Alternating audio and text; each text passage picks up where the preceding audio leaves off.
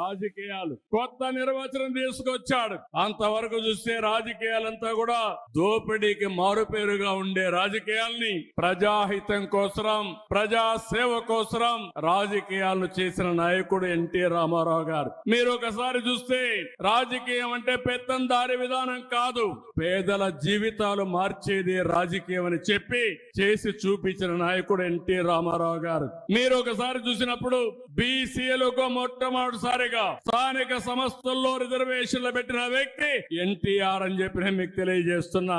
ఇదే కాకుండా మా ఆడబిడ్డలు ఈరోజు ధైర్యంగా మీరు డిమాండ్ చేసి మీ తల్లిదండ్రులు సంపాదించిన ఆస్తిలో సమాన హక్కు అడిగే అవకాశం వచ్చిందంటే అది ఎన్టీఆర్ ఇచ్చినటువంటి వరం, మీ అందరికీ ఆయన ఇచ్చిన చట్టం అని చెప్పి కూడా నేను మీకు తెలియజేస్తున్నా.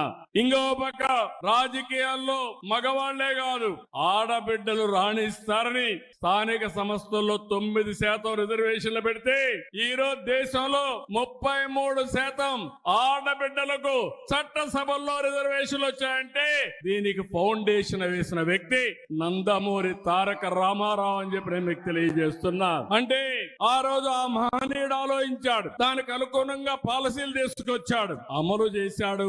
అది దేశానికి ఆదర్శంగా తయారయ్యే పరిస్థితి వచ్చింది.